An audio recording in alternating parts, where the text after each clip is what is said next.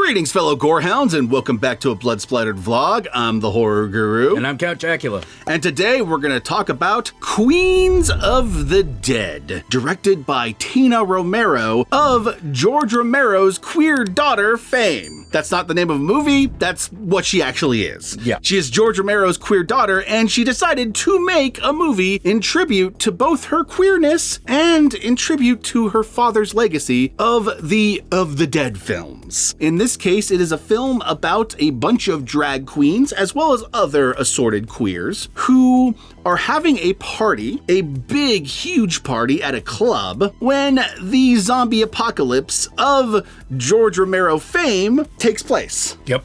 And they must survive the night and try to escape New York City before they get eaten by the undead. The movie stars Katy O'Brien, who was also in Love Lies Bleeding, one of my favorite lesbian crime thriller movies, and I love that that's now a whole genre. Yeah. She does a great job in this movie as a character named Dre, who is a lesbian woman who runs a queer bar and is trying to put on this huge show that is just an utter disaster. Like, the person that she booked to, host the night ends up, bailing on her at the last minute. And then, of course, zombies start coming in and eating her patrons. So, it's just a shitty night overall. She's having a hard time. She's having a hard time. It is a horror comedy, and it is hilarious. Yeah. The jokes land 100%. From the beginning of the movie to the end of the movie, I was just fucking crying. I was laughing so much. And the characters I legitimately loved. I loved all the characters in this movie. Even the ones that you're kind of supposed to hate, I kind of loved how hateable they were. Like, there's a character who's played by the actress from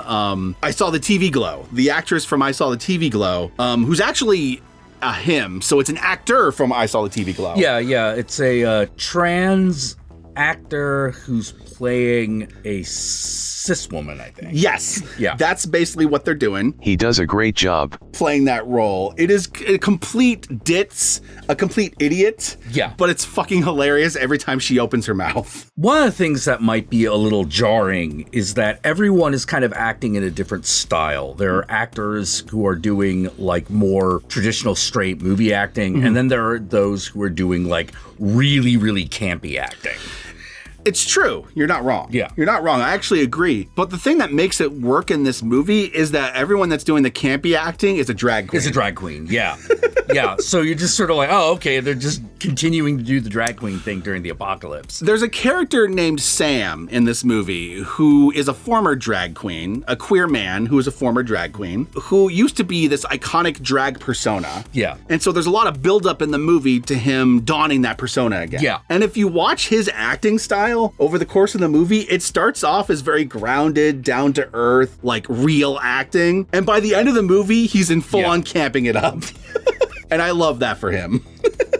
Yeah. There's also a character named Scrumptious. Yes. Who is the most over the top and campy of all of them. The queeniest one of the bunch. Yep. And also a person who is a problem for most of the other characters, but then kind of has to prove themselves as the movie goes on. They are that one bitch. Yeah, they're that one bitch. For a huge chunk of this movie. And then by the end of the movie, they kind of come around to being likable again, And I actually like that for all the characters. Characters that start off kind of bitchy, you kind of grow to like. And characters that you like at the beginning, you like even more by the end. There's also a cool cameo from Margaret Cho. I hesitate to even call it a cameo it's because it's a little more than a cameo. It's a good half hour of the movie she's in. Yeah. That's more it's a role. It's a supporting role. It's a role. Yeah. She plays a character named Pops, who is this lesbian leader of this one group, and she is leader of a lesbian scooter gang. Yes. And by scooter, I don't mean Vespa. I mean the little stand-on scooter. And she's the more traditional masculine hero of action movies in this movie. And it's kind of funny watching her be more badass and masculine than all these big buff men in queer makeup. Yeah. It just adds to the hilarity of the whole affair. Because she's like Margaret Cho. She's just a little lady, you know? Yeah. Overall, this movie is just a lot of fun. It's not going to like shock you or surprise you in any like unique way. You've seen zombie movies. You kind of know how they go. You know, the formula is here to the T. What makes this movie shine in a way that kind of separates it from other zombie movies is that you haven't seen many zombie movies where every character is just a campy queen. Yeah. You know? Yeah, there have been a few movies that have done that lately, like Slay. Slay is a similar... It's similar to a zombie apocalypse with vampires. Yes, Slay is From Dusk Till Dawn with drag queens. Yes, yeah. This is Dawn of the Dead with drag queens. Yes. And I do think they would make a great double feature if you're looking to have like a total queen out like night. I think this would be, you know, two movies I would put together. Another one that I would add to that pile is Death Drop Gorgeous 2020. Which is a drag queen slasher movie. I don't think it's as good as either of these two movies, but I do think it would fit tonally. If you need a third movie on the bill. Yeah, if you need a triple feature. Triple feature, yeah. Anyway, my fellow Gorehounds, I think Tina Romero did her father proud and did her community proud with this movie. It is an excellent queer movie, it is an excellent horror movie, and it is an excellent comedy. It is hilarious. This movie will be on Shudder eventually, but if you don't want to wait to watch it on Shudder, it is currently available on various streaming platforms to rent. Pick your poison and enjoy. And with that said, let us move on to the spoiler section. It's not really a lot to spoil. No, it's a zombie movie, right? Yeah. So, like, they're either going to make it out or they don't. Yeah. This whole movie hinges on them trying to make a boat before the boat takes off without them. Right. Which is very similar to the Dawn of the Dead remake.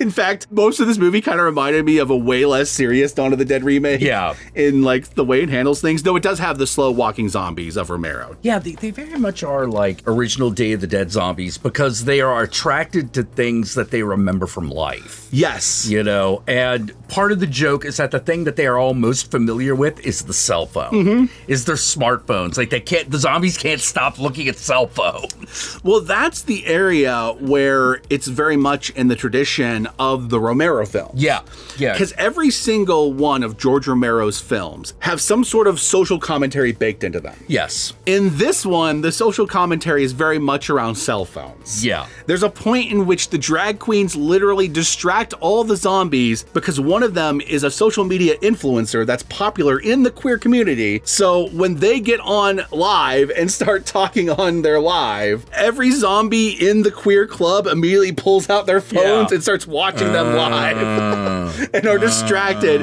And people are able to sneak out around the zombies because of that. And there's little moments like that with the cell phones that I just thought was genius in this movie. Yeah. The only thing that's really there to spoil is like who lives, who dies. Probably the most tragic death. Oh man, I can't remember the character's name, but Sam's best friend. Yes. Who is the drag queen who... The drag mom. The drag mom, yes. She's the one who's kind of giving everyone the pep talk, you know, and is the one trying to get Sam to put back on the wig, you know, and to get back out there and, you know, put her stilettos back on, you know. Her death is the saddest moment in the whole movie when she sacrifices herself to save Sam, which gives Sam the motivation to finally put on the outfit at the end. Also has the funniest zombie bite scene because the zombie bites her in the ass, but it's all foam padding. Yeah, I love that. So the zombie just comes back with like this piece of foam, like, I love jokes like that. Yes. Garfunkel and Oates. One half of Garfunkel and Oates is in this movie as the pregnant wife of Dre. Yeah. The one who did that great song, Don't Google Mommy. Yeah. I can't remember her name. I'll put it right here. The only non-queer person in this movie is that one dude. Yeah, the brother. Dre's brother-in-law, who is a character who's super kind of dumb and hateable at the beginning of the movie. But then by the end of the movie, he kind of grows on you. Yeah. Yeah, he does a lot of meaning well, but like he's horrifically incompetent. Very. He knows how to do plumbing, and that's it. That's it. Yeah. No other skills, marketable or otherwise. Surprisingly, all of those characters make it till the end, though everyone's kind of doomed at the end of the movie because one character who was bitten earlier in the movie, their eyes glow in the very last shot, showing that they're all going to die on the boat. Kind of like the Dawn of the Dead remake. Yeah. But they do escape to the boat on a pry float. They do. I love that bit. They get the floats. but Pops doesn't make it. No, Pops Margaret Cho does not make it. She doesn't have the most emotional death in the movie, but she has my favorite death in the movie. Yo, she's just devoured by rats. Devoured by zombie rats. Beautiful. And then like takes the rats out because she can't just die like on their terms. Their terms. She has to electrocute herself and all the rats. All the rats. Take all the rats out so that they form a dead rat king on top of her.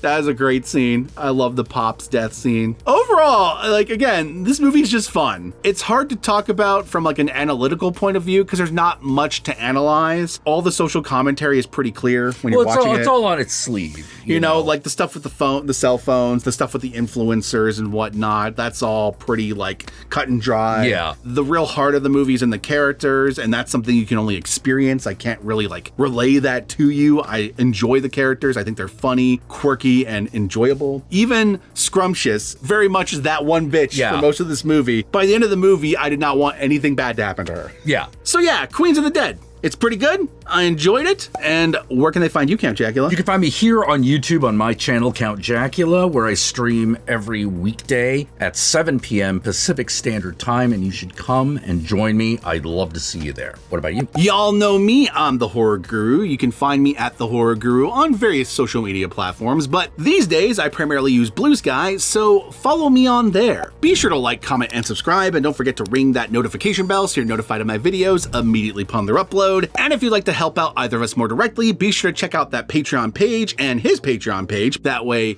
you can help us out because even $1 a month can go a long way. And with that said, my fellow Gorehounds, be sure to comment below. And if you do comment below using the hashtag DickCookie. And with that said, my fellow Gorehounds, peace out and we'll catch y'all later.